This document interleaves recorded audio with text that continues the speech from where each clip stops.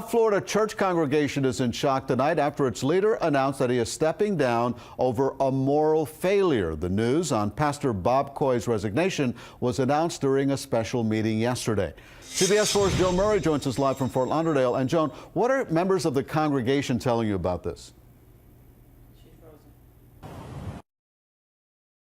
I'm stepping down from the senior pastor position to pursue what should matter most: the restoration and rebuilding of my family. That letter, read at a Calvary Chapel church meeting Sunday, came from Pastor Bob Coy, who announced his resignation over a moral failing. I had been expecting this for a long time. My heart grieves for the people that have been hurt through this. Calvary Chapel's reach is vast in Florida. 10 campuses, 20,000 people attending services weekly, 1,000 employees. Very disappointed, but I believe that we are human. So, yes, it's very sad.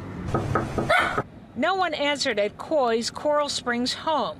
Church leaders will not explain what the moral failing was. But last week on a blog that covers abuse and corruption, someone wrote, "I first became aware of Bob Coy's affairs back in 2005 while working at Calvary Chapel, Fort Lauderdale. Unfortunately, there have been many women. He has officially resigned as one of the women has come forward."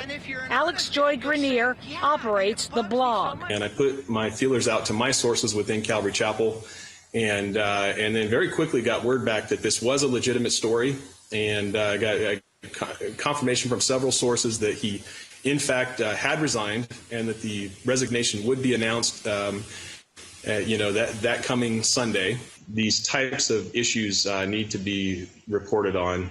These men are not perfect; they're not specially anointed, and when they do something wrong, they need to be held accountable. Coy is said to still be here in South Florida. When I asked church leaders what happens once he goes through a so-called cleansing process, they said at this point that is not determined. Now, as for the big Easter service, which will be held on the FAU campus again this year, they have invited the son of Billy Graham, Franklin Graham, to speak at that service in Pastor Bob Coy's place. Reporting live in Fort Lauderdale, Joan Murray, CBS 4 News.